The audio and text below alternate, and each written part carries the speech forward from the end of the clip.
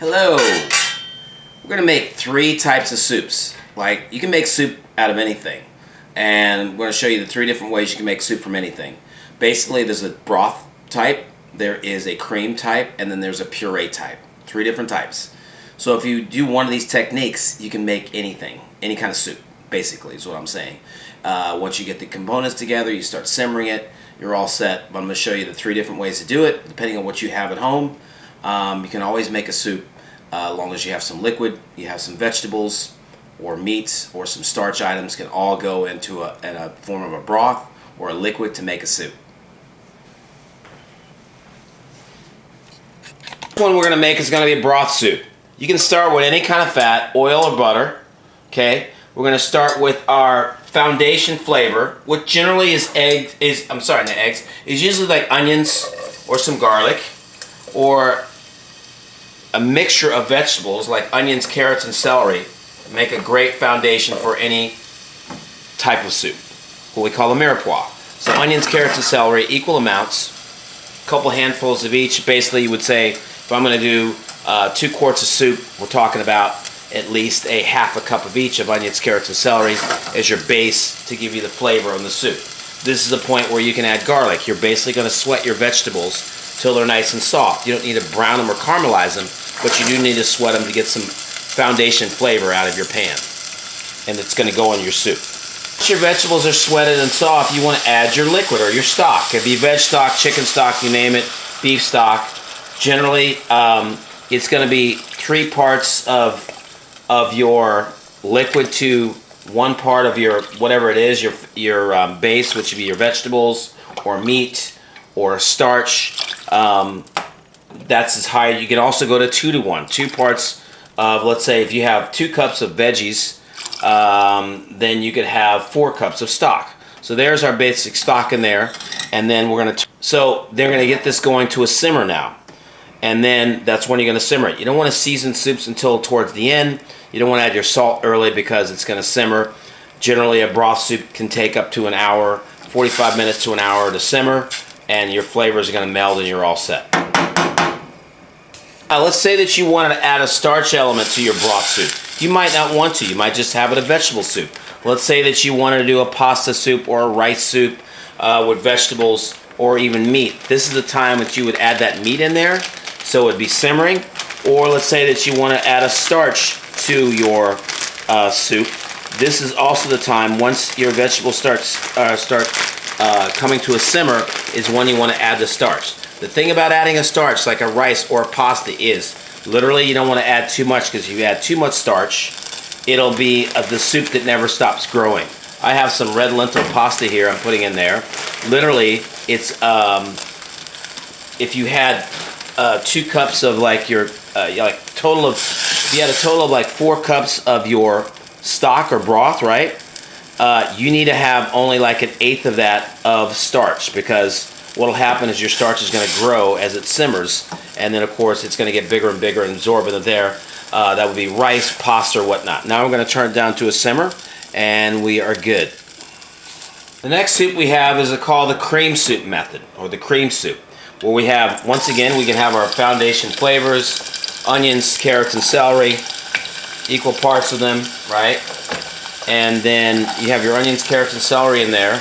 And what you're going to do is sweat those down. You can also add garlic at this point. We're going to get our vegetables, our foundation vegetables, nice and soft, and sweat it down. So this is your foundation part right here. Okay, could just be onions and garlic, but you need to have some fat and some foundation vegetables to really give your soup some flavor. Next thing we want to do, if we have our fat in there or butter, you don't want to brown your butter.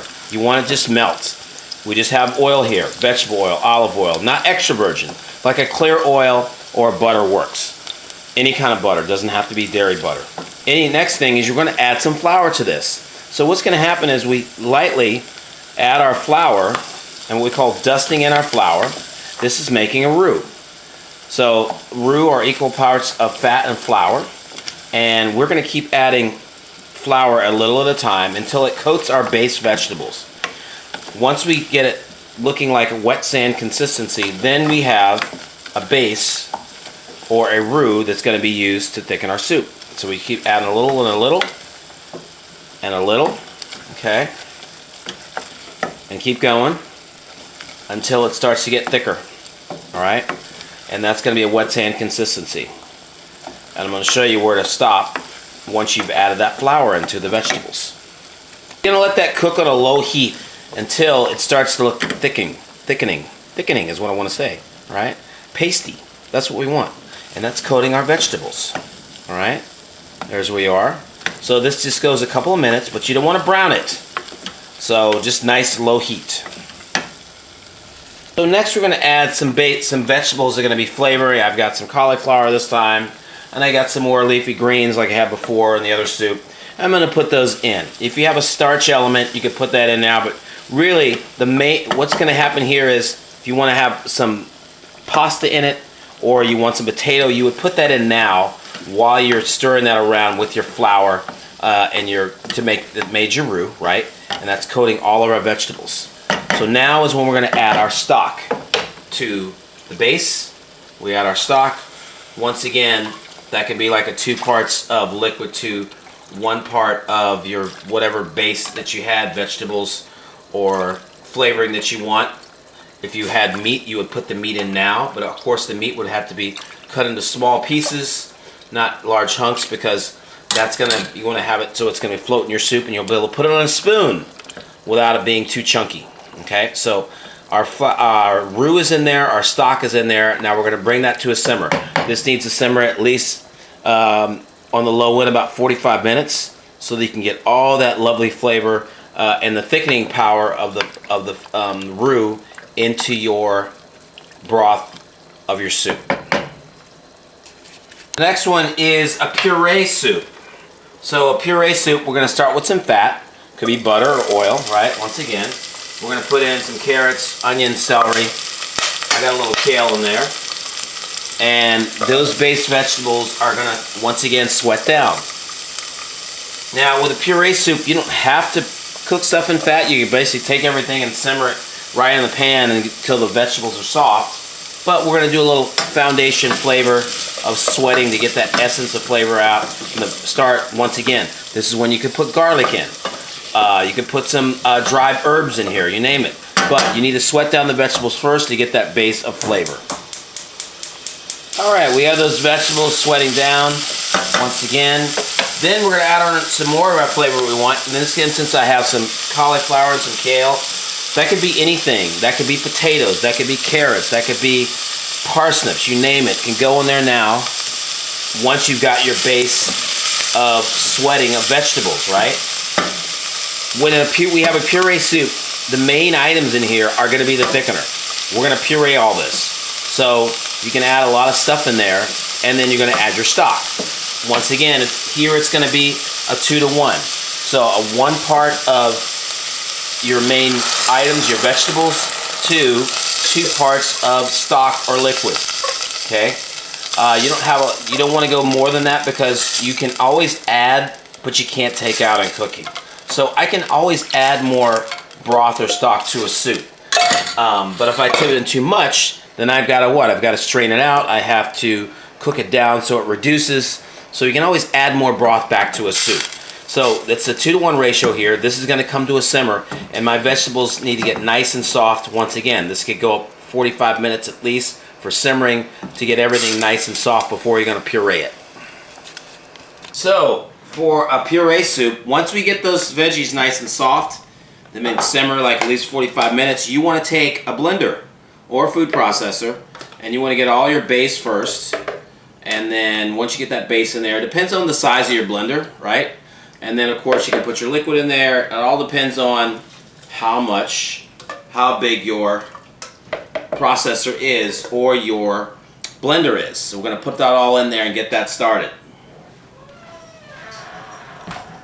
Alright, so we got our main stuff in the blender, right? Then you can put your liquid, but you don't want to have it too high because then you turn it on, make sure it's on low. You don't want to have a facial from all the hot liquid. So you turn it on low and get that puree in. So once again, it depends on what kind of blender you have.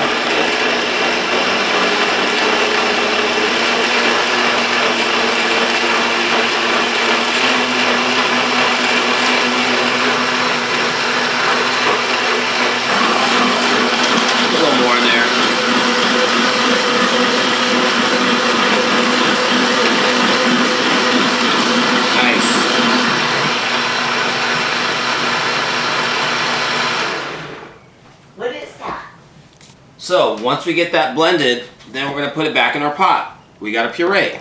So then once again, that's a puree soup, depending on what type you get. Now you want to look at your thickness, because if it's a little too thin, then of course we're going to have to simmer it a little bit longer. If it's too thick, we need to add liquid to it. But we're good in this consistency, so we're going to put it back on the pot and on the stove and let it simmer a little bit, and we're going to season it with salt and pepper.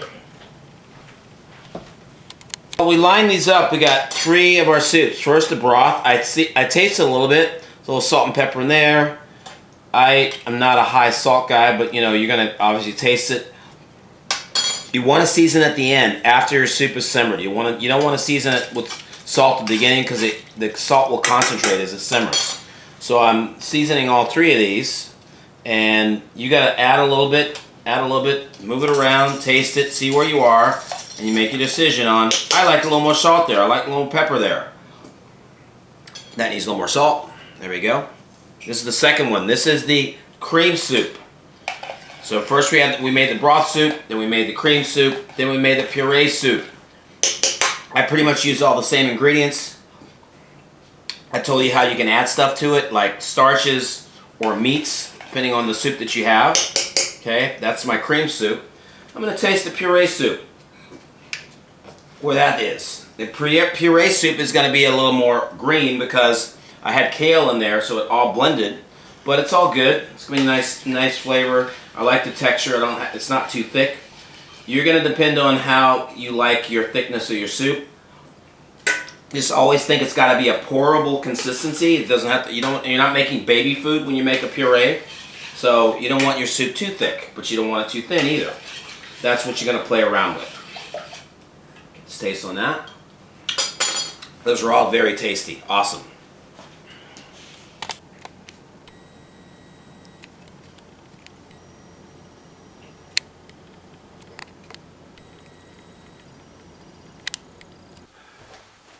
So you can make 3 different types of soups: broth soup, cream soup, puree soup. Same ingredients. Easy methods. Just remember that. Broth soup with broth, cream soup with flour as a thickener, nice and creamy, and puree soup, where you take everything and you puree it up. Same ingredients, a little different color there. So 3 different ways to make a soup from the same stuff. Good? Awesome. Okay. Once again, there's your 3 soups. 3 different ways.